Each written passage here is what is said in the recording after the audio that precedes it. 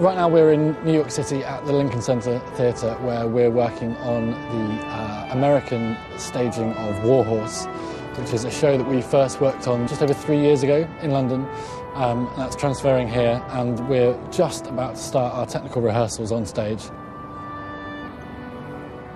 Obviously the theatre is a slightly different shape and size from the theatre in London, so that's thrown up some kind of logistical questions. But I think the main thing about this is because we've got the opportunity to rework some sections of the show which we felt could do with updating and improving, we've taken the opportunity to kind of move the show forward and to sort of take advantage of new techniques that we've developed, and also to work with new collaborators to bring an extra depth to the visual side of the production.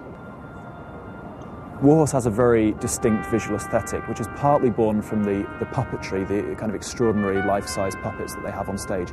But Ray Smith, who's the set designer, also produced these extraordinary original drawings on which most of the projection is based. Gives it a kind of very distinctive hand-drawn feel. In the first act, we start in a kind of quite a pastoral, quite a comforting world. And as the show develops and you kind of sink deep into the hideousness of the war, it becomes very vorticistic, very kind of broken up, very jagged, a quite aggressive aesthetic world. The sequence we're looking at now is the tank sequence, when a tank arrives on stage, but we really wanted to give an impression of a wave of tanks arriving on the battlefield and impress upon the audience how dramatic and terrifying these things were for people in the First World War.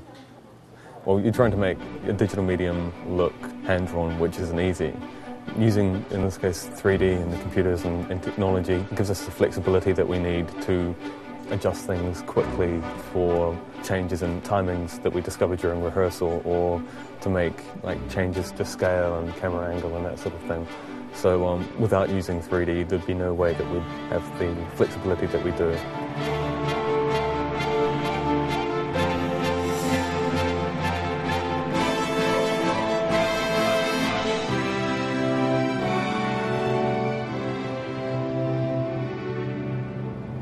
We're actually reprogramming the show from scratch, partly because we wish we'd done it differently in the first place, but we're able to make use of a new control system which allows us to tie the video projection system much more closely to the lighting design.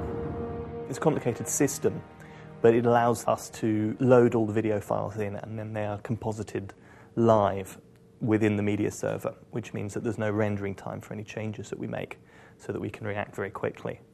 Before this was possible, then any time you needed to make a change, you needed to go away and spend 15 minutes rendering something, so it has made a huge difference. One of the great things about War Horse in particular, and I think the way that we work in general, is that we try to not let the technology take over, and just because something is possible isn't necessarily a good reason to do it.